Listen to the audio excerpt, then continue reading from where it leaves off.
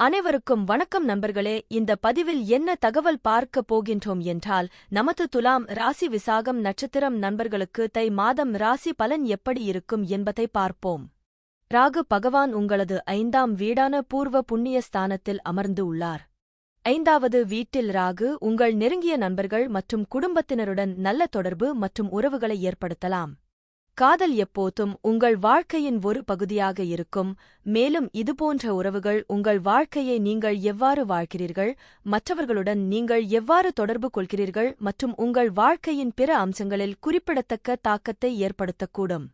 முதலீட்டு வாய்ப்புகளுக்கான சிறந்த நிதிக் கருவிகளை நீங்கள் தேர்வு செய்ய முடியும், அது உங்கள் செல்வத்தை அதிகரிக்கலாம் மற்றும் பெரிய லாபத்தை ஈட்டலாம். இந்த வீட்டில் ராகு உங்களை பல சந்தர்ப்பங்களில் காதல் விவகாரங்களில் ஈடுபட வைக்கலாம்.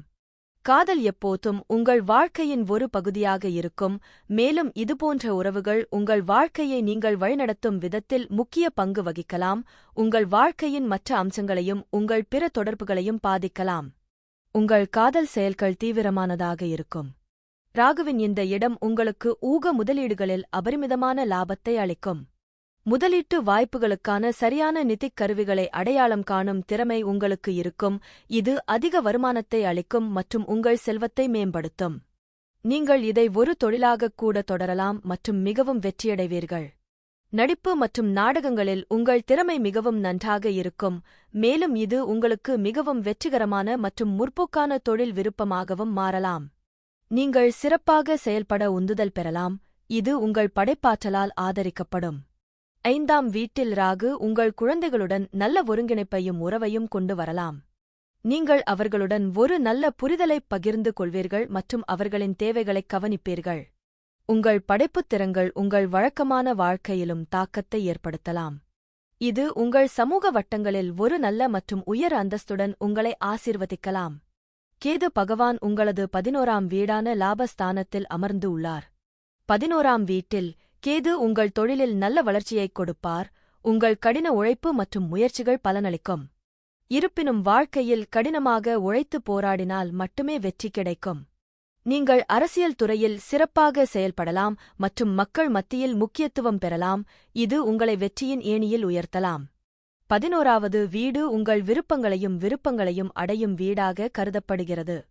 உங்கள் நண்பர்களுடனான உங்கள் தொடர்புகள் மற்றும் பரிவர்த்தனைகள், உங்கள் நட்பின் ஆழம், இவை அனைத்தும் இந்த வீட்டில் இருந்து பார்க்கப்படுகின்றன. சமூக வட்டங்களில் நீங்கள் வைத்திருக்கும் நிலைப்பாடு மற்றும் உங்களைச் சுற்றியுள்ளவர்கள் உங்களை நடத்தும் விதம் ஆகியவை இந்த வீட்டில் மறைக்கப்பட்டுள்ளன. ஊக சந்தைகளில் நீங்கள் மேற்கொண்ட முயற்சிகளால் நீங்கள் பெறக்கூடிய லாபங்கள் அல்லது இழப்புகள் இந்த வீட்டில் பிரதிபலிக்கின்றன. உங்கள் செயல்களும் உங்கள் வாழ்க்கையில் அவற்றின் தாக்கமும் இந்த வீட்டில் இருந்து தெரிகிறது. இங்கே கேது உங்கள் காதல் வாழ்க்கையின் அடிப்படையில் சில தூக்கமில்லாத இரவுகளைக் கொடுக்கலாம், உங்களுக்கும் உங்கள் துணைக்கும் இடையே பிளவை ஏற்படுத்தக்கூடிய பிரச்சினைகள் இருக்கும், உங்கள் காதல் வாழ்க்கை சுமூகமாக இல்லாமல் இருக்கலாம் மற்றும் பல பிரச்சினைகள் மீண்டும் மீண்டும் இருக்கும். உங்கள் திருமண வாழ்க்கையும் சில பிரச்சினைகளை சந்திக்க நேரிடலாம் மற்றும் ஒருவர் விரும்புவது போல் விஷயங்கள் அமைதியாகவும் இருக்காது. உங்கள் நண்பர்களுடனான உங்கள் தொடர்புகள் மற்றும் உறவுகள் மிகவும் சுமூகமாக இருக்காது, சில சிக்கல்கள் எப்போதும் மன அழுத்தத்தை உருவாக்கலாம், இது உங்கள் வாழ்நாள் முழுவதும் உணரப்படும். சில நண்பர்கள் உங்களுடன் தொடர்பில் இருக்கலாம், பெரும்பாலும் பிரச்சினைகள் இருக்கும்.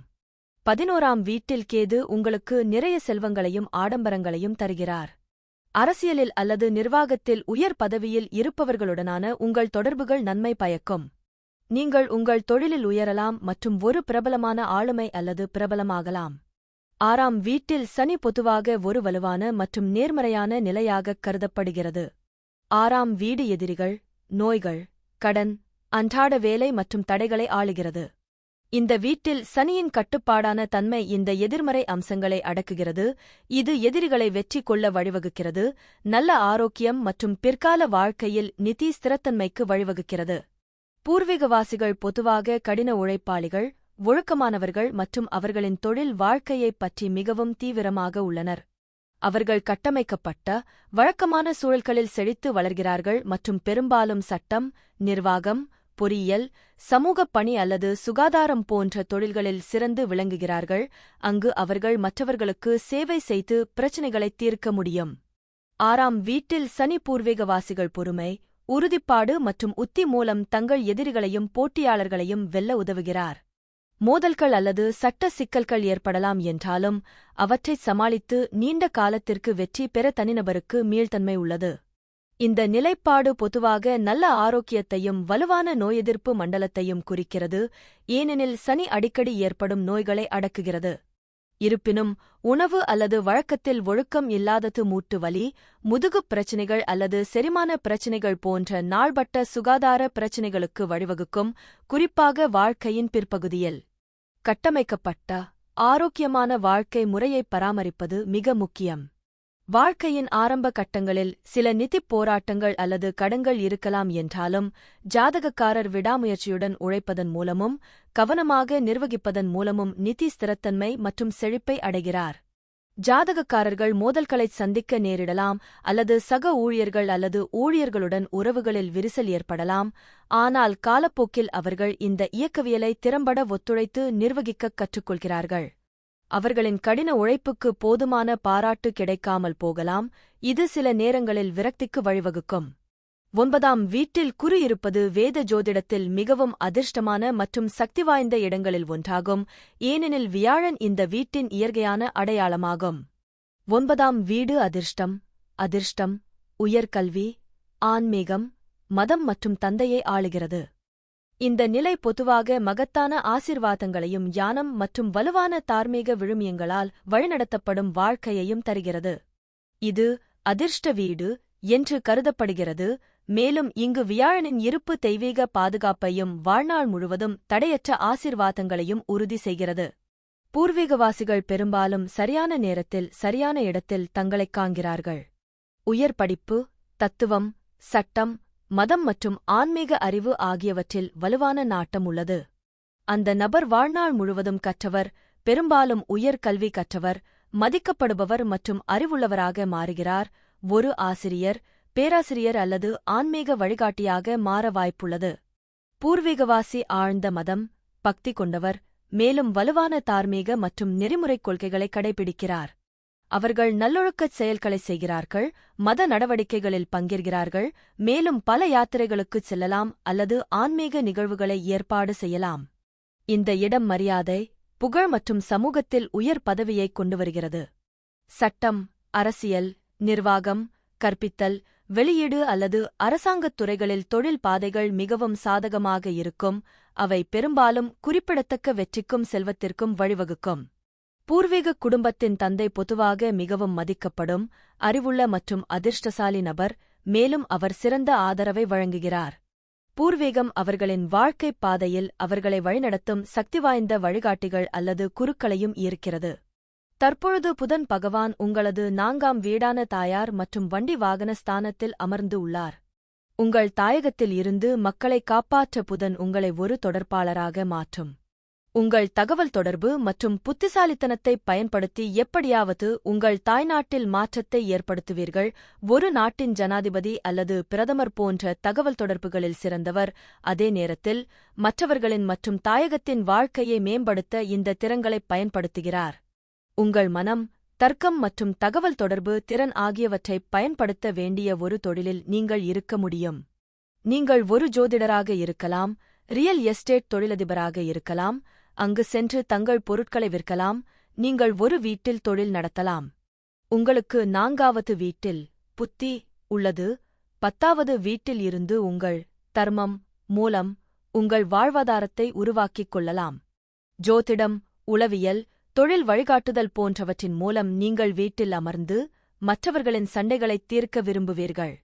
புதன் சந்திரனைப் போல விரைவாக நகரும் வானத்துடன் அமர்ந்தால் நீங்கள் ஒருவராக இருப்பீர்கள். விரைவான முடிவெடுப்பவர். நீங்கள் நிறைய பயணம் செய்து கொண்டிருப்பீர்கள், அது உங்களை கொஞ்சம் விரக்தியடையச் செய்யலாம். புதன் பூமிக்குரிய ராசியில் இருந்தால் நீங்கள் நிலையான மற்றும் உறுதியான முடிவுகளை எடுப்பீர்கள். அது ஒரு நீர் அடையாளத்தில் இருந்தால் நீங்கள் எந்த காங்கிரீட் வடிவத்தையும் அமைப்பையும் மனதில் கொள்ளாமல் ஓட்டத்துடன் செல்வீர்கள்.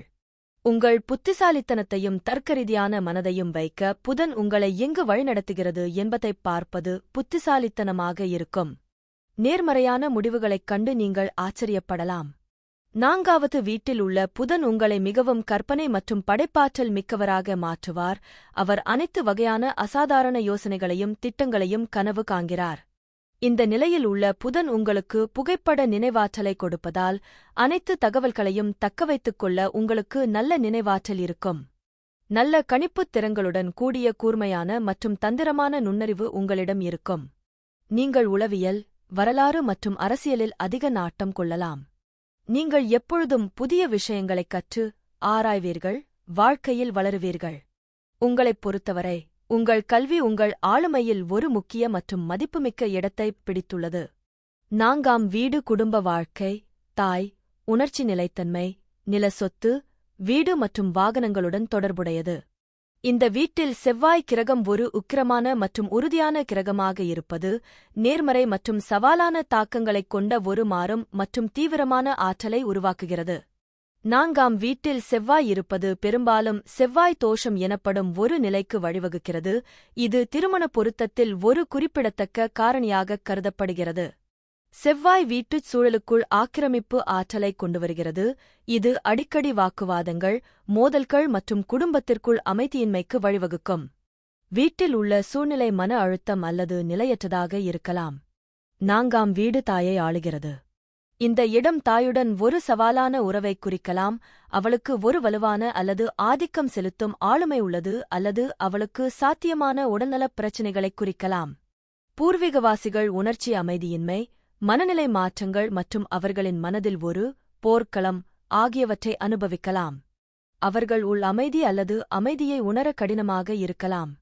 செவ்வாய் நிலம் மற்றும் சொத்துக்கு ஒரு காரகம், குறிப்பான் என்றாலும் அதன் தீய செல்வாக்கு மூதாதையர் சொத்து தொடர்பான சர்ச்சைகள், ரியல் எஸ்டேட் தொடர்பான எதிர்பாராத செலவுகள் அல்லது வாகனங்கள் சம்பந்தப்பட்ட விபத்துகளை கூட ஏற்படுத்தும்.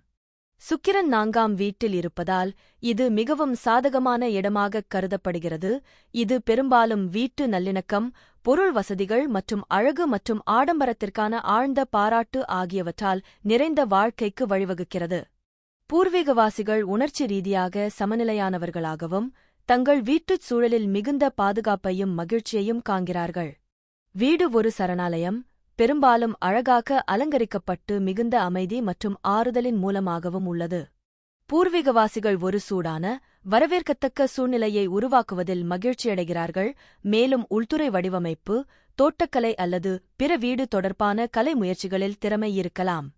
குடும்பத்துடன், குறிப்பாக தாயுடன் ஒரு வலுவான மற்றும் அன்பான தொடர்பு உள்ளது, அவர்கள் ஒரு வழிகாட்டியாக செயல்படலாம். அந்த நபர் தங்கள் மனைவிக்கு அர்ப்பணிப்புடன் இருக்கிறார் மற்றும் நீண்ட மற்றும் மகிழ்ச்சியான திருமண வாழ்க்கையை அனுபவிக்கிறார். குடும்பக் கூட்டங்கள் முக்கியம், மேலும் பூர்வீகவாசிகள் தங்கள் எதிர்கால மனைவியை குடும்ப தொடர்புகள் மூலமாகவோ அல்லது அவர்களின் சொந்த ஊரிலோ கூட சந்திக்கலாம். இந்த இடம் பூர்வீகவாசிகளுக்கு ஆடம்பரமான வாகனங்கள், ஆபரணங்கள் மற்றும் சொத்து போன்ற பொருள் சொத்துக்களால் ஆசீர்வதிக்கிறது. பரம்பரை அல்லது ரியல் எஸ்டேட்டில் முதலீடுகள் மூலம் செல்வத்தைப் பெறுவதற்கான வலுவான வாய்ப்பு உள்ளது. பூர்வீகம் பொதுவாக கருணை உள்ளம் கொண்டவர், உணர்ச்சிவசப்படுபவர் மற்றும் அவர்களின் ஆசீர்வாதங்களுக்கு மிகவும் நன்றியுள்ளவர். அவர்கள் அமைதியை விரும்புபவர்கள், நேர்த்தியான நடத்தை கொண்டவர்கள், மற்றவர்களுக்கு உதவ பெரும்பாலும் தங்கள் வழியிலிருந்து வெளியேறுவார்கள், இருப்பினும் அவர்கள் தங்கள் சாதனைகளைப் பற்றி பெருமை பேச மாட்டார்கள். அழகு மற்றும் நல்லிணக்கத்தின் மீதான அன்பு கலை, ஏஷன், உள்துறை அலங்காரம் அல்லது நிகழ்வு மேலாண்மை போன்ற துறைகளில் வெற்றிகரமான தொழில்களாக மாறும். இந்த ஜாதகக்காரர் ரியல் எஸ்டேட் அல்லது நிலம் மற்றும் சொத்து தொடர்பான பிற வணிகங்களிலும் வெற்றியைக் காணலாம். தற்பொழுது சூரிய பகவான் உங்களது நான்காம் வீடான தாயார் மற்றும் வண்டி வாகன ஸ்தானத்தில் அமர்ந்து உள்ளார். நான்காம் வீட்டில் சூரியன் உங்களை உங்கள் வீடு மற்றும் குடும்ப உறுப்பினர்களுடன் இணைக்கிறார். உங்கள் வீடு தொடர்பாக உங்கள் ஈகோவைக் காட்ட நீங்கள் எப்போதும் முனைகிறீர்கள். பெரிய வீட்டில் தங்கி சகல சுகபோகங்களையும் அனுபவிப்பீர்கள். உங்கள் வீட்டிற்கான விண்டேஜ் அல்லது அரச அலங்காரத்தை நீங்கள் விரும்பலாம். உங்கள் வீட்டை ஆடம்பரமான முறையில் அலங்கரிப்பதில் நீங்கள் மகிழ்ச்சியடைகிறீர்கள் மற்றும் உங்கள் ஈகோவை திருப்திப்படுத்த அதை வெளிப்படுத்த விரும்புகிறீர்கள். உங்கள் குடும்பத்தில் உங்கள் தந்தையின் பங்கை உங்கள் தாய் வகிப்பார். நான்காவது வீட்டில் சூரியன் இரவு பிறந்த நேரத்தையும் சூரிய ஒளி இல்லாததையும் குறிக்கும், இது உங்கள் வாழ்க்கையில் தந்தையின் ஊட்டச்சத்து குறைபாட்டைக் குறிக்கிறது. உங்கள் பெற்றோர் கண்டிப்புடனும் ஒழுக்கத்துடனும் இருப்பார்கள். இந்த வேலை வாய்ப்பு ஆரம்ப கட்டத்தில் உங்களுக்கு கடினமான வாழ்க்கையை கொடுக்கும், இது உங்கள் இலக்கிலிருந்து உங்களை திசைதிருப்பும். 4ஆம் வீட்டில் சூரியன் மோசமான திசை பலத்தைக் குறிக்கும் என்பதால், சூரியன் உயிர்சக்தி மற்றும் உயிர் சக்தியின் ஆதாரமாக இருப்பதால் உங்களில் குறைவு. எனவே 30களின் மத்தியில் இருந்து வெற்றியை அடைவீர்கள்.